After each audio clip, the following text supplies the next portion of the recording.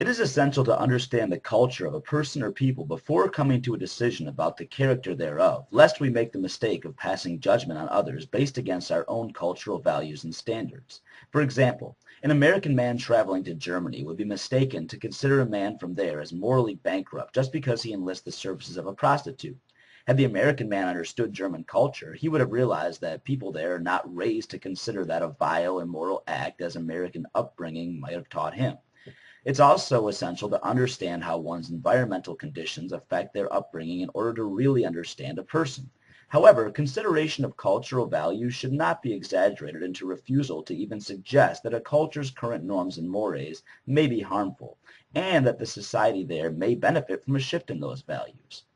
When someone comes from culture A to culture B and attempts to explain why B's customs and beliefs are flawed and or dangerous, that person will naturally be resisted and considered imposing and disrespectful by people of B, even if that person presents logically sound and rationally grounded points in the process. Both parties need to exercise tact in order for any progress to be made, because the person could learn that B holds these seemingly deleterious values for a good reason, possibly one that fits B's specific unique environment, but they won't learn that by merely being rejected and dismissed. Also, B might learn good reasons from that person to change long-standing customs for the benefit of the culture itself, but they won't learn that if they're completely unreceptive of new ideas. In reality, tradition and easiness are among the worst reasons to continue and advocate for any set of behaviors. If the best reason you have for doing something is because it's easy to do and or you and your ilk have been doing it for a really long time, then it's probably a behavior worth examining more deeply to see if you can find a better reason or a better alternative for it. It's important to keep our minds open to change, provided that high-quality reasons for that change are introduced, and cultural customs are no exception for that principle.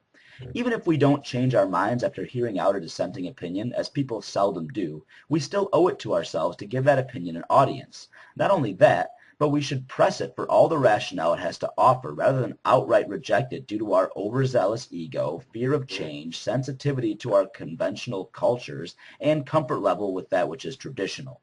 A refusal to give dissenting opinions an audience reflects laziness and insecurity in my opinion. That stands with the condition that the dissenting opinion is presented in a manner which is non-harmful, willing to listen to rebuttals, and able to answer questions on its proposals.